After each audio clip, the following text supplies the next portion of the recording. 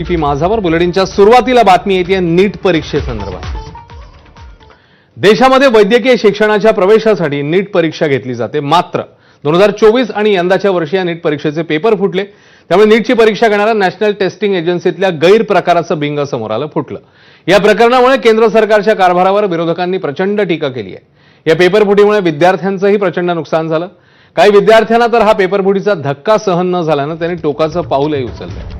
मात्र आता या चुका सुधारण्यासाठी केंद्र सरकारने एक मोठा निर्णय घेतलाय। 21 जूनला होणारी नीटची फेरपरीक्षा योग्य रीतीने व्हावी म्हणून केंद्र सरकार आता लष्कराची मदत घेणार आहे। इतकंच नव्हे तर परीक्षा केंद्रावर पेपर्स पोहोचवण्यासाठी थेट वायुदलाच्या विमानांचा वापर होणार आहे। केंद्रीय शिक्षण मंत्री धर्मेंद्र प्रधान यांनी एबीपी नेटवर्कला ही माहिती दिली आहे। नीटच्या फेरपरीक्षेसंदर्भात आज केंद्रीय संरक्षण मंत्री राजनाथ सिंग यांच्या घरी एक अत्यंत महत्त्वाची बैठक पार पडली। या बैठकीला केंद्रीय शिक्षण मंत्री धर्मेंद्र प्रधान यांच्यासह ज्योतिरादित्य शिंदे, एनटीएचे महासंचालक अभिषेक सिंग आणि पंतप्रधान कार्यालयाचे काही वरिष्ठ अधिकारी उपस्थित होते। याच बैठकीनंतर केंद्रीय शिक्षण मंत्री धर्मेंद्र प्रधान यांनी एबीपी नेटवर्कशी खास संवाद साधला आणि अत्यंत महत्त्वाची माहिती दिली।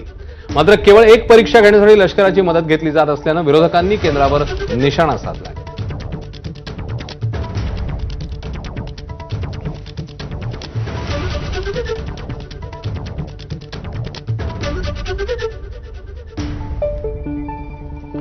तर नीट पेपर लीक होऊ नये म्हणून सरकारने काय काय उपाययोजना केल्यात ते पाहूया।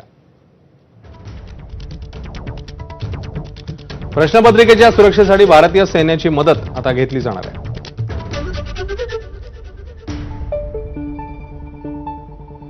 परीक्षा केंद्रांवर पेपर पोहोचवण्यासाठी थेट वायुदलाची मदत घेतली जाईल। पेपर लीक होऊ नये यासाठी कठोर सुरक्षा यंत्रणा असेल। प्रश्नपत्रिकांची सुरक्षा लष्करी मोहिमेसारखी पार पडेल। लष्करावर परीक्षेच्या पेपरची सुरक्षितता आणि गुप्तता याची जबाबदारी असेल।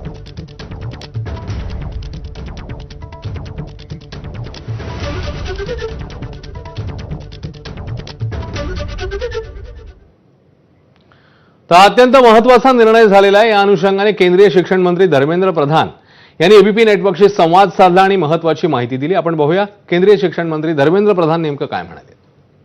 देखिए, सरकार इसको होल ऑफ गवर्नमेंट अप्रोच में सभी विभागों को जिन जिन से ऐसे इसमें पोस्टल डिपार्टमेंट की रोल होती थी, उसमें से गृह विभाग की रोल होती थी, उसमें राज्य सरकारों की रोल होती थी, राज्य सरकार की बड़ी रोल होती थी। पिछले परीक्षा में भी उनकी काफी मदद हुई है।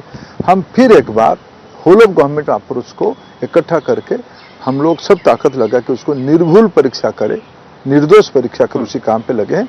इस बार एक सोच है कि इस परीक्षा में जो प्रश्न पत्र को नीचे ले जाने के लिए, जहां प्रस्तुत होती है उससे नीचे ले जाने के लिए पोस्टल डिपार्टमेंट उस काम को करता था। इसमें थोड़ा एयरफोर्स की भी सहायता लिया जाए, जल्दी पहुंच जाए, क्योंकि जून महीने में देश की मौसम की भी एक स्थिति बनेगी। उस सारे विषय को ध्यान में रखते समय और बाकी अन्य अवस्था को देखते हुए सरकार तत्पर है इसको कैसे हम निर्भुल करें। मैंने लगभग सभी माननीय मुख्यमंत्रियों को अनुरोध किया है, पत्र भी लिखा है, सब अपने अपने राज्य के विद्यार्थियों को सुव्यवस्थित परीक्षा केंद्र तक आ जाए, उनको लॉजिस्टिक ट्रांसपोर्टेशन फैसिलिटी उपलब्ध कराया जाए। वहां जब आएंगे तब उनको उस समय की आवश्यकता को देखते हुए, गर्मी बारिश से सबको आवश्यकता में दिखते हुए सारे सुप्रबंधन करे, राज्य सरकार उसको प्रबंधन करे। पिछले बार भी किए थे और इसको टेम्पर प्रूफ हो, इसलिए सीएपीएफ को दायित्व दिया जाएगा, राज्य सरकार की पुलिस को दायित्व दिया जाएगा। हम लोग इस बार तय किए हैं प्रश्न पत्र आने से जाने तक सभी कामों के लिए एक निर्दिष्ट कैबिनेट सेक्रेटरी एक मीटिंग लेने वाले हैं, गृह सचिव मीटिंग बुला चुके हैं, राज्यों के साथ उनकी चर्चा होगी, चीफ सेक्रेटरी, डीजी, फिर नीचे आगे चल के डिस्ट्रिक्ट मजिस्ट्रेट और कलेक्टर, एसपी, सब उसमें से इन्वॉल्व होंगे। एक टोटल कैपेसिटी को इस बच्चों की निर्भुल परीक्षा उस प्रणाली में हम लगा रहे हैं। या सगळ्या संदर्भात निवृत्त लेफ्टनंट कर्नल सतीश ढगेंचं काय म्हणणं आहे, त्यांचं काय निरीक्षण आहे ते पाहूया। दुसरी गोष्ट, 21 जूनला जर ही परीक्षा कंडक्ट करायची असेल तर कमी वेळ असल्यामुळे स्पीड हा एक महत्वाचा फॅक्टर आहे आणि फुल प्रूफ हँडलिंग, एकूणच सगळं जे वातावरण आहे यामध्ये या परीक्षेच्या अनुषंगानं पेन अँड पेपर बेस्ड परीक्षा यावर्षी जर कंडक्ट करायची असेल तर फुल प्रूफ हँडलिंग कशी करायची हा प्रश्न समोर असल्यामुळे सरकारला या ठिकाणी लष्कराची त्याचबरोबर वायुदलाची मदत त्या ठिकाणी घ्यावी लागते. पहिली गोष्ट आपल्याला माहित आहे की एनटीएच्या परीक्षा पद्धतीविषयी खूप मोठे प्रश्नचिन्ह आहेत. मग एक प्रकारे आज घडीला लष्कराकडे जे आहे अत्यंत सिस्टमॅटिकली सामान्य जनता त्या ठिकाणी पाहते की इथे भ्रष्टाचार किंवा इथे जे आहे आमचा सर्वात शेवटचा ऑप्शन म्हणजे भारताचं लष्कर या पॉईंट ऑफ व्ह्यूने पाहिलं जातं. म्हणून भारताच्या लष्कराला या ठिकाणी इन केलं जात आहे. भ्रष्टाचाराचा तिथे काही प्रश्न येणार नाही. आता आणखी काही घडामोडी. गेल्या 15 दिवसांमध्ये पेट्रोल डिझेल दरवाढीचे झटके बसल्यानंतर आता राज्यात आणखी एक दरवाढ झाली आहे. पुण्यामध्ये सीएनजीच्या